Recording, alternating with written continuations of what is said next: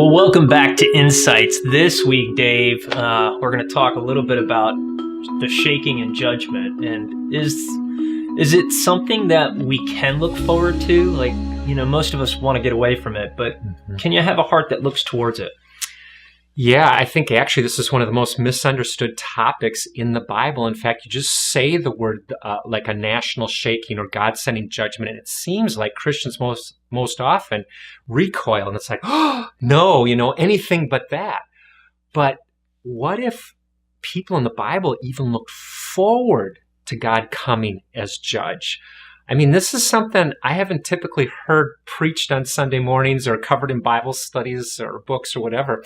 But it's so crucial as Forerunners that we get this, because when we founded Forerunners, it was based on the scriptures for sure, but also, Brent, as you've heard me describe back in July of 2011 in a prayer time, God specifically laid on my heart, even more dramatically revealed to me, that there is something of biblical proportions coming to our nation. And so we need to understand this whole topic. And let me just highlight a couple of areas. One is from Isaiah 26. Isaiah himself is actually longing for God to send judgment. Why would anybody want that? Again, it's a topic that causes us to shrink back or recoil, say anything but that.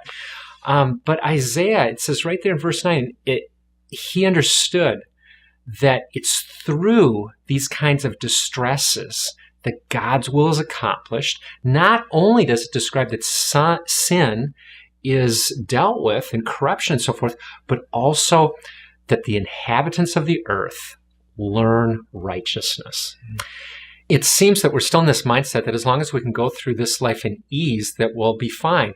But history shows that while God can do anything, it seems that when we have a life of ease, we don't really get serious about humbling ourselves, seeking Him, turning to Him. And as it says in Isaiah 26, verse 9, learning righteousness. Isaiah wanted the nations of the earth to be judged so we would learn righteousness, turn back to God, start to live in a way that He can bless us.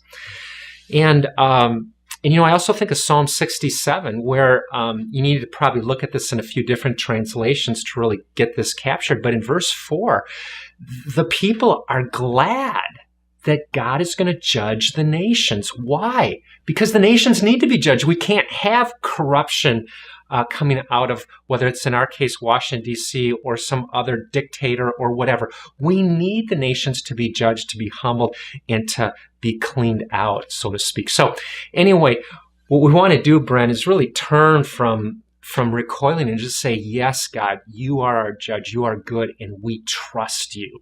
In fact, we long for you to come as judge. So thanks for joining us on Insights this week. We'll see you next week.